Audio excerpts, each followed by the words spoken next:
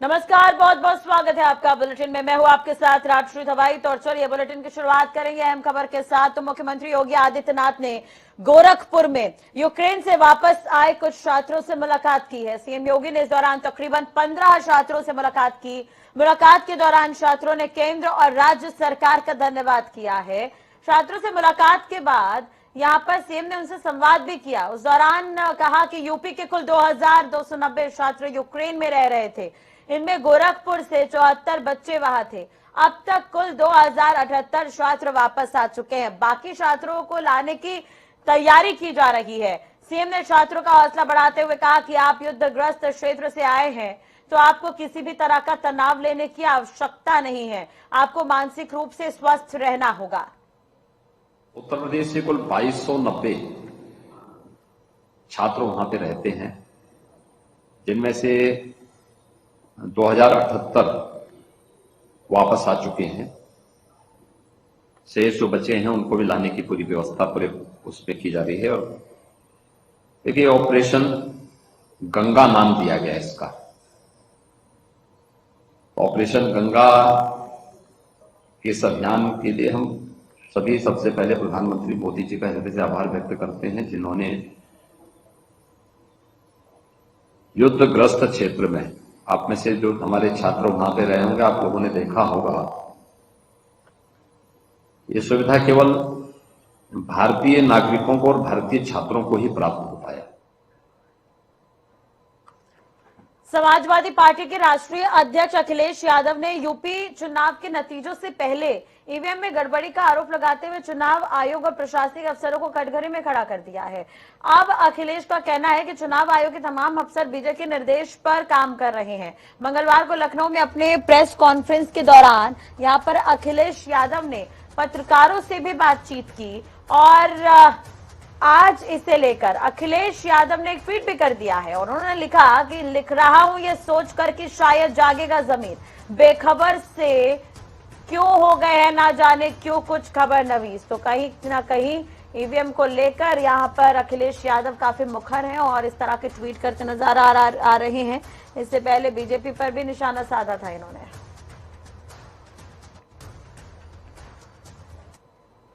8 जनवरी से शुरू हुए यूपी विधानसभा चुनाव प्रक्रिया का अंतिम पड़ाव 10 मार्च यानी कि कल मतगणना के साथ पूरा होगा। केंद्रीय चुनाव आयोग के निर्देश के अनुसार कल सुबह 8 बजे से मतगणना शुरू होगी। सबसे पहले पोस्टल बैलेट और सर्विस वोट की गिनती होगी। इसके आधे घंटे बाद ही इलेक्ट्रॉनिक वोटिंग मशीनों की कंट्रोल यूनिट में दर्ज हुए वोटों की गणना शुरू हो जाएगी। अनुमान है कि सुबह 10 बजे से 11 बजे के बीच शुरुआती जो रुझान है वो आने शुरू हो जाएंगे। चूंकि इस बार पोस्टल बैलेट काफी ज्यादा तादाद में पड़े हैं, इसलिए हर सीट के अंतिम चरण परिणाम की जो घोषणा है वो देर हो सकती है इसमें। वहीं मतगणना से पहले हमारे संवाददाताओं ने मतदान केंद्र पर जाकर स्थिति का जायजा लिया है और मौजूदा स्थिति के हालचाल को भी जाना है। तस्वीरें आपको दिखाते हैं। उत्तर प्रदेश के विधानसभा चुनाव में जहां अब 24 घंटे बाद गाजियाबाद की अगर विधानसभाओं की बात की जाए तो 5 विधानसभा गाजियाबाद के अंदर हैं, जहां पर कल मतगणना होगी। गाजियाबाद के गोविंदपुरम में अनाज मंडी में ये मतगणना का प्रोग्राम रखा गया है, जहां आपको दिखा दूं कि ये मेन द्वार है। गाजियाबाद की 5 विधानसभा है, लोनी, मुरादनगर, साहिबाबाद, गाजियाबाद, मोदीनगर। यहाँ पर आज मतगणना स्थल है। पहले चरण में यहाँ चुनाव हुआ था, जिसमें ईवीएम 1 महीने से यहाँ पर रखी हुई हैं।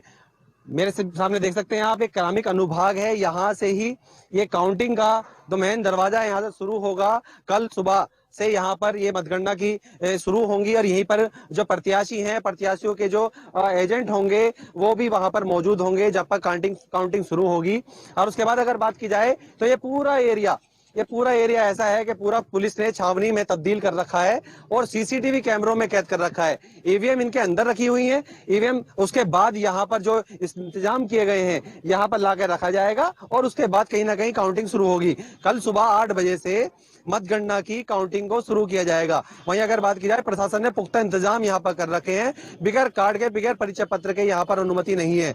परिचय पत्र भी वो जो सरकार की तरफ से या इलेक्शन कमीशन की तरफ से या उसके अलावा जो प्रशासन की तरफ से आई कार्ड बनाए गए हैं उन्हीं की अनुमति यहाँ दी जा रही है। उसके अलावा भी बहुत सी चीजें ऐसी हैं जिनको लेकर अलाउ नहीं है, मोबाइल फोन इसके अंदर अलाउ नहीं है। वहीं अगर बात की जाए तो आप मेरे सामने देख सकते हैं किस तरीके से यहाँ पर पुलिस ने चाक चौबंद यहाँ पर सुरक्षा के इंतजाम किए गए हैं। प्रशासन ने पुख्ता इंतजाम कर रखे हैं सकुशल मतगणना कराने के लिए। कहीं ना कहीं प्रशासन की ये मेहनत अब रंग लाने वाली है, क्योंकि किसी भी व्यक्ति की यहाँ पर जो बिना कार्ड के जाएगा, बिना अनुमति के किसी की यहाँ पर उपस्थिति दर्ज नहीं हो पाएगी। वहीं अगर बात की जाए जुलूस पे यहाँ पर बैन लगा दिया गया है, यहाँ से 200 मीटर की दूरी पर ही जो आम आदमी है उसको रोक दिया जाएगा। और कहीं ना कहीं अगर बात की जाए तो सकुशल मतगणना कराने के लिए प्रशासन का ये कदम कहीं ना कहीं सराहनीय है। मैंने रही जनता टीवी के साथ हैदर अली संवाददाता गाजियाबाद। इस वक्त हम मौजूद है रमाबाई स्थल पर, जहां पर कल मतों की गणना की जाएगी। हमारे साथ बातचीत करने के लिए डीसीपी पूर्वी मौजूद है। सर, कल यहां पर मतों की गणना की जाएगी, सुरक्षा व्यवस्था तमाम तैयारियां हैं, उनकी क्या पूरी मुस्तैदी की गई है? किस तरह की? यहाँ पे 3 लेयर सिक्योरिटी है। जो इनर मोस्ट लेयर है वहाँ पे सीएपीएफ रहती है। आउटर में मिडल रिंग में जो पीएसीएम स्थानीय पुलिस बल का व्यवस्थापन है। आउटर मोस्ट रिंग में हमारा लोकल पुलिस व्यवस्थापन है। इसके अलावा यूपी 112 की गाड़ियों का व्यवस्थापन इस प्रकार किया गया है कि कम से कम टाइम में रिस्पॉन्ड किया जा सके। और साथ ही यहाँ पे जितने भी इम्पोर्टेंट चौराहे हैं, बैरियर्स हैं, रास्ते हैं, वहाँ पे पुलिस बल का व्यवस्थापन किया गया, शांतिपूर्वक मतगणना कराई गई। हमारे साथ बातचीत करने के लिए डीसीपी पूर्वी अमित जी थे, जो लगातार बता रहे हैं कि यहाँ पर पूरी तरीके से सुरक्षा के लिहाज से तमाम जवानों की कंपनियां तैनात की गई। इसके साथ लोकल पुलिस भी यहाँ पर तैनात की गई। आप तस्वीर में देख पा रहे हैं कि इस तरीके से जो यहाँ पर मतगणना स्थल है उसकी अंतिम तैयारियां पूरी की जा रही हैं। लगातार यहाँ पर सुरक्षा का जो घेरा बनाया जा रहा है और तमाम जो आला अधिकारी वो यहाँ पर आ रहे हैं। लोग जायजा ले सके, हमारे साथ वो लोग भी यहाँ पर मौजूद, हम इनसे भी जानने की कोशिश करेंगे आखिर किस तरीके की तैयारियां हैं। भाई साहब, कल मतगणना है, किस तरह की तैयारियां हैं यहाँ पे? तैयारियां सब हमारे एजेंट बिल्कुल रेडी फिट 24 घंटा जाग रहे हैं, मशीनों का इंतजार कर रहे हैं। आप लोग कैंप लगा लिए हैं पहले? जी, बहुत पहले से लगा है। इस सरकार पे कतई भरोसा तो है ही नहीं। वो तो कल और परसों सब दिखाई दे रहा, आप ही लोगों ने दिखाया। अच्छा, कहीं ना कहीं सुरक्षा के लिहाज से आप लोगों ने कैंप लगाया है? बिल्कुल। मैं 24 तारीख से बैठ गया हूँ। 23 तारीख को मतदान हुआ था, 24 से मेरा कैंप लग गया था। आप देख पा रहे हैं कि इस तरीके से तमाम राजनीतिक दलों के लोग हैं जिनका लगातार यहाँ पर कैंप लगा है, जो कहीं जिनका साफ तौर पर कहना है कि मतगणना कल होनी है, लेकिन उससे पहले ये लोग यहाँ पर मौजूद हैं। जनता टीवी से अभिषेक कुमार यादव। विधानसभा चुनाव 2022 की मतगणना 10 मार्च को है। मैं इस समय मौजूद हूं गोरखपुर विश्वविद्यालय के स्ट्रांग रूम में। आप देखें तस्वीरों में कि ये स्ट्रांग रूम है और स्ट्रांग रूम में यहाँ पे सुरक्षा बल पूरी तरीके से तैनात है यहाँ पे, और पूरे एक हेल्प डेस्क की यहाँ पे सुरक्षा कर रहे हैं। और इसी चैनल के अंदर आप तस्वीरों में देखेंगे, इसी चैनल के अंदर ईवीएम मशीन रखी गई है जिसकी पूरी तरीके से सुरक्षा की जा रही है। यहाँ पे सेक्टर मजिस्ट्रेट भी मौजूद हैं और समाजवादी पार्टी के कुछ कार्यकर्ता भी यहाँ पे मौजूद हैं जो पूरी तरीके से यहाँ पे निगरानी रख रहे हैं। आपको मैं बता दूं कि विश्वविद्यालय में कुल 4 जगह बनाया गया है स्ट्रांग रूम, जिसमें गोरखपुर सदर के लिए ये स्ट्रांग रूम है जहां इस समय मौजूद हूं मैं। और आइए अब बात करते हैं यहाँ पे जो सेक्टर मजिस्ट्रेट हैं और सेक्टर मजिस्ट्रेट से जानते हैं कि कितनी सुरक्षा यहाँ पे प्रदान की जा रही है। सर, आप का क्या नाम है और किस पद पे आप यहाँ पे मौजूद हैं? मेरा नाम हरिशंकर बादल है। मैं सहायक अभियंता पद पे हूँ, विभाग डेंस खंड गोरखपुर। मेरी ड्यूटी यहाँ पुलिस साथ में लगाई गई है सेक्टर मजिस्ट्रेट के रूप में। और यहाँ हमारे साथ जो भी लगे हैं मुझे ड्यूटी हो रही है। अंदर से आरपीएफ महिला फोर्स है। जो गेट देख रहे हैं कि इस समय लॉक है, कोई एंट्री बाहर आदमी नहीं जा सकता है। अगर जाएगा भी तो बिना एंट्री के नहीं जा सकता है। क्या नाम है आपका, किस पार्टी से हैं और कब से, मतलब कितनी देर तक की ड्यूटी? अभिषेक पांडे सपा से है। 5 सदस्यीय टीम है हम लोग की और 6-6 घंटे की शिफ्ट पे 24 घंटे मॉनिटरिंग कर रहे हैं जी। तो अभी तक क्या कोई दिक्कत या? हाँ, अभी तक कोई दिक्कत नहीं है। और बाकी कोई ईवीएम मशीन से छेड़छाड़ की तमाम शिकायतें होती हैं, क्या लग रहा है आपको? नहीं, अभी तक तो ठीक चल रहा है फिलहाल। ये हैं समाजवादी पार्टी के कार्यकर्ता हैं और यहाँ पे ये मौजूद हैं लगातार, और यहाँ पे तमाम पुलिसकर्मी भी हैं, सेक्टर मजिस्ट्रेट भी मौजूद हैं। अब ये 10 तारीख को सुबह 8 बजे यही इसी जो चैनल है, चैनल के अंदर ईवीएम रखा है, इस चैनल को खोला जाएगा और उसी दिन जो है यहाँ से गिनती शुरू हो जाएगी और दोपहर तक जो है रुझान आने की संभावना रहेगी। सुभाष गुप्ता, जनता टीवी, गोरखपुर। 12 विधानसभा सीटों का मतगणना का कल 10 मार्च को होनी है और प्रयागराज के मुडेरा मंडी में, जिसके लिए सुरक्षा व्यवस्था के व्यापक इंतजाम किए गए हैं। प्रयागराज की ये मुडेरा मंडी है जहां पर 12 विधानसभा सीटों पे जो मतदान हुए हैं उसको लेकर यहीं पे मतगणना होनी है। जिसकी लेकर तैयारियां जोरों पर है। हालांकि पुलिस पूरी तरीके से मुस्तैद है, हर आने जाने वाली गाड़ियों पर खास निगाह रखी जा रही है। वहीं अगर समाजवादी पार्टी की बात करें तो समाजवादी पार्टी के नेता लगातार मतगणना स्थल पर जाने वाली गाड़ियों को अपनी तरीके से चेक कर रही हैं। उनको ये लगता है कि मतगणना में कोई गड़बड़ियां हो सकती है, इसलिए हर आने जाने वाली गाड़ियों पर खास निगाह रखी जा रही है। पुलिस के पुख्ता इंतजाम किए गए हैं और इसको लेकर समाजवादी पार्टी ने भी कई डिमांड्स करी है।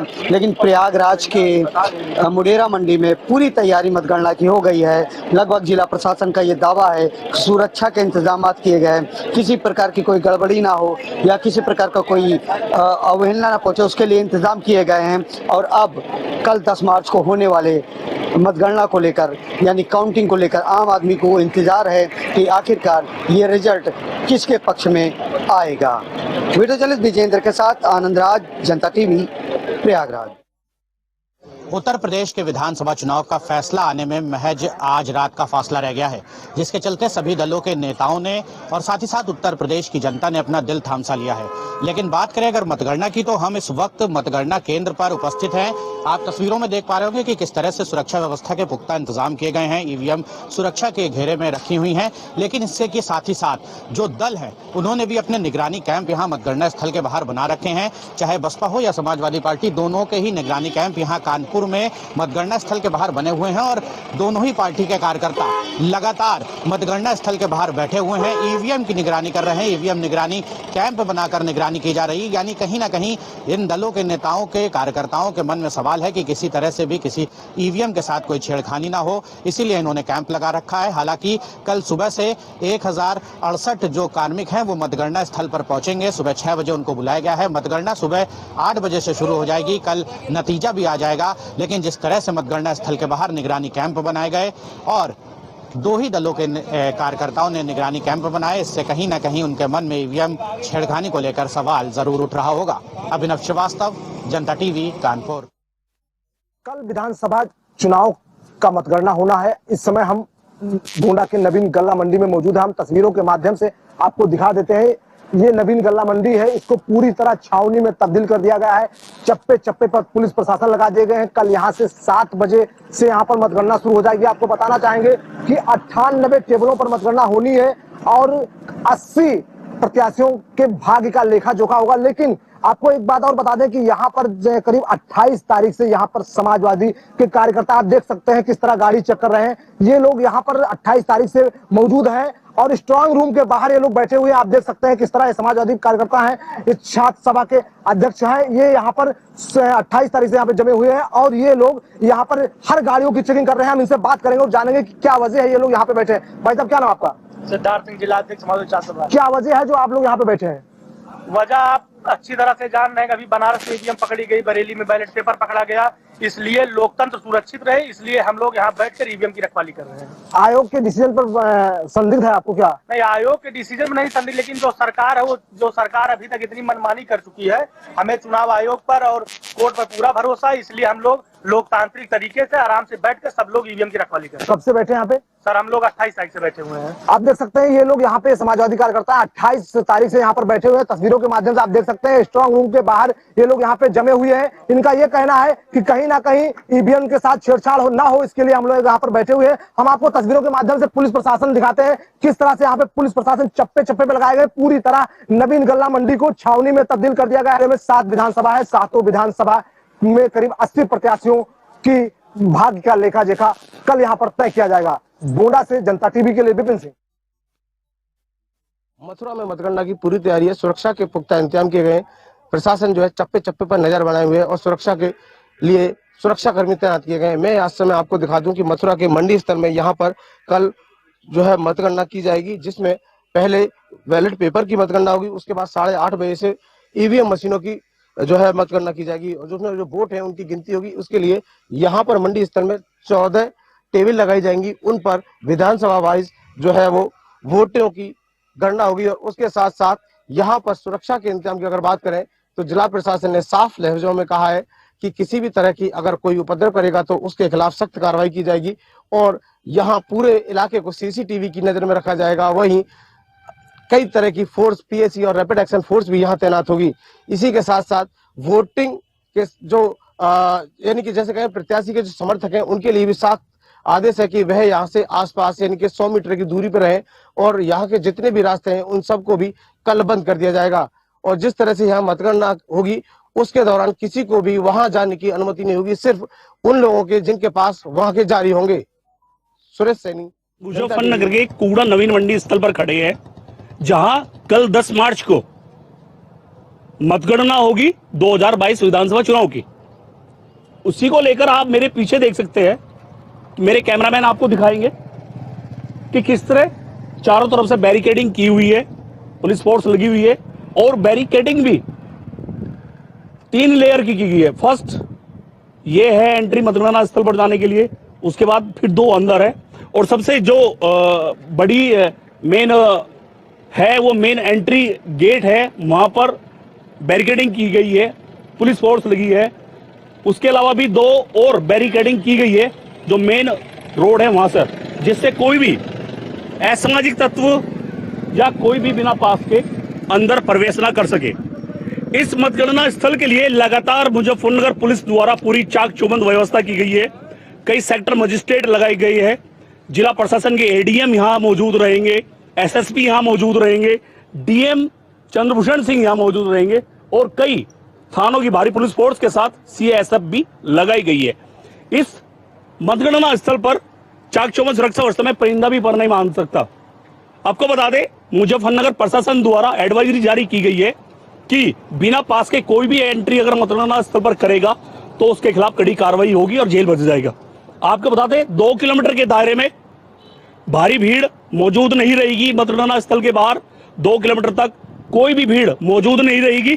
केवल वही लोग प्रवेश मतगणना स्थल पर कर पाएंगे जिनके पास होगा, जो एजेंट होंगे वो लोग कर पाएंगे, पुलिस प्रशासन कर पाएगा या मीडिया कर पाएगी, या वो जनप्रतिनिधि जो प्रत्याशी है वो पास कर पाएंगे। लगातार हम आपको मुजफ्फरनगर की 2022 विधानसभा चुनाव की मतगणना आपको दिखाते रहेंगे। चलिए बात कर लेते कुछ और अहम खबरों की। तो सीएम पुष्कर सिंह धामी ने आज राजभवन में लगी पुष्प प्रदर्शनी में पहुंचकर यहां पर लोगों से बातचीत की और उन्होंने सैनिक और लोक कलाकारों से मुलाकात की है। राजनीतिक चर्चा करते हुए कहा कि उत्तराखंड में एक बार फिर से बीजेपी सरकार बनाने जा रही है। इसके साथ ही सीएम ने कहा कि प्रदेश की जनता का भरपूर सहयोग मिला है। वहीं उन्होंने बीजेपी के बड़े नेताओं के उत्तराखंड आगमन को लेकर कहा के सहयोग से पार्टी को मजबूती देने का काम किया जा रहा है, इसलिए पार्टी के बड़े नेता राजधानी देहरादून पहुंच रहे हैं। हम आश्वस्त हैं पूरी तरह से और हमारे परिणाम सब हमारे पक्ष में आने वाले हैं। सर, कल कहाँ रहने वाले हैं आप?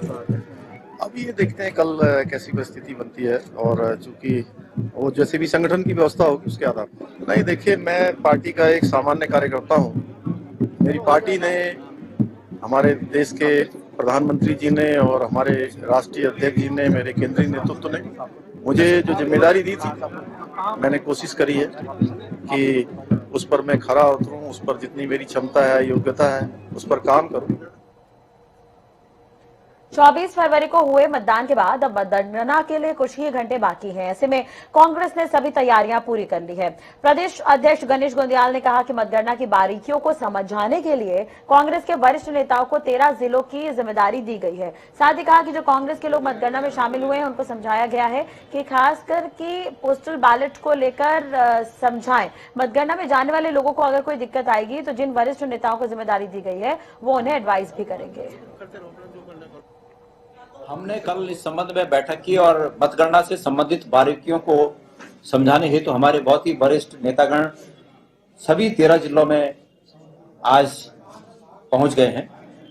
हमारे जो मतगणना स्थल पर जो हमारे लोग मतगणना में शामिल होंगे उनको वो लोग इन बारीकियों को समझाएंगे और खास करके पोस्टल बैलेट के बारे में समझाएंगे। पोस्टल बैलेट की गणना किस प्रकार हो, ये कुछ उसमें तकनीकी बातें होती हैं, उन तकनीकी बातों की जानकारियां उन्हें होनी चाहिए। इसलिए हमने अपने सीनियर नेताओं को सभी जिलों में भेजा है। हमारे सीनियर नेता सभी जिलों में रहकर हमारे प्रत्याशियों के साथ उनका बातचीत होती रहेगी, संपर्क बना रहेगा और कोई दिक्कत आती है तो उन्हें वो हर रूप में सहयोग करेंगे। 10 मार्च को काउंटिंग के लिए प्रशासन ने सुरक्षा व्यवस्था पुख्ता किए हैं। मतगणना के लिए काउंटिंग सीसीटीवी की निगरानी में होगी। वहीं हमारे संवाददाताओं ने मतगणना स्थल का जायजा भी लिया है। नैनीताल जिले की 6 विधानसभा सीटों की मतगणना हल्द्वानी के एमबीपीजी कॉलेज में होगी। हम इस वक्त मौजूद हैं एमबीपीजी कॉलेज में। मैं आपको दिखाना चाहूंगा यहाँ पर मतगणना की पूरी तरीके से तैयारियां यहाँ पर चल रही है। हर विधानसभा सीट के लिए 14 टेबल यहाँ पर लगाई गई हैं। 700 कर्मचारियों की ड्यूटी मतगणना के लिए लगाई गई है। इसके अलावा 3 लेयर सिक्योरिटी में जो स्ट्रांग रूम है वहां से मतगणना के लिए ईवीएम निकाली जाएगी। जिले की सबसे हॉट सीट लालकुआ से जहां पूर्व मुख्यमंत्री हरीश रावत मैदान में हैं, उनके भाग्य का फैसला होगा। इसके साथ ही हल्द्वानी से दिवंगत नेता इंद्रदेश के पुत्र कांग्रेस से मैदान में थे, वहीं भाजपा से मेयर जोगेंद्र रौतेला मैदान में थे, उनके भाग्य का भी फैसला होगा। सबसे पहले पोस्टल बैलेट की गिनती होगी, उसके बाद ईवीएम की मतगणना शुरू होगी। दोपहर 12 बजे तक सभी नतीजे आने का अनुमान लगाया जा रहा है। हल्द्वानी से योगेश शर्मा, जनता टीवी। उत्तराखंड प्रदेश में 5वीं विधानसभा को लेकर हुए मतदान के बाद अब 24 घंटे से भी कम का समय बचा है मतगणना को लेकर, और इस वक्त हम राजधानी देहरादून के मतगणना स्थल पर मौजूद हैं, जहां पर 10 विधानसभाओं को लेकर यहां पर मतगणना होनी है। तैयारियां यहां पर पूरी हो चुकी हैं और अंतिम रूप दिया जा रहा है। कल सुबह यानी 10 मार्च को जब सुबह 8 बजे से यहां पर मतगणना शुरू होगी तो किस तरीके से यहां पर कार्य होगा, जिला प्रशासन, जिला निर्वाचन के अधिकारी यहां पर लगातार मॉनिटरिंग कर रहे हैं। दौरे यहां पर कई बार के हो चुके हैं, जांचा परखा जा रहा है हर उस व्यवस्था को जो कल यहां पर जरूरत पड़ेगी, और साफ तौर पर जो तमाम व्यवस्थाएं यहां पर बनाई जानी है उसको लेकर यहां पर काम हो रहा है। और सीधे तौर पर जो 10 विधानसभाओं की यहां पर मतगणना होगी उसमें 5 जो विधानसभा हैं उनकी जो मतगणना होगी वो बास्केटबॉल भवन में होगी, और जो 5 अन्य विधानसभाओं की जो मतगणना होगी वो दूसरी तरफ यहाँ पर व्यवस्था बनाई गई है। तो तमाम तरह की व्यवस्था यहाँ पर की गई है। और 14 फरवरी को जब मतदान हुआ था उसके बाद से ही स्ट्रांग रूम की जो यहाँ पर सुरक्षा व्यवस्था है वो 3 लेयर में यहाँ पर रखी गई है। स्थानीय पुलिस के साथ आईटीबीपी पे यहाँ पर तैनात की गई है, तो किसी तरह की लापरवाही ना हो, इन तमाम व्यवस्थाओं को लेकर यहाँ पर काम किया जा रहा है। साफ तौर पर जो एक चुनाव को लेकर एक जो सजगता बरती जाती है, सुरक्षा बरती जाती है, वो यहाँ पर साफ तौर पर नजर आ रही है। और उम्मीद है कि जब कल 8 बजे से चुनावी मतगणना यहाँ पर शुरू होगी और जब मतदान के नतीजे आने शुरू होंगे तो कहीं ना कहीं उसके बाद की जो तैयारी होंगी उसको भी यहाँ पर अंतिम रूप दे दिया गया है। कैमरामैन रुपेश नेगी के साथ अजीत काम्बोज, जनता टीवी, देहरादून।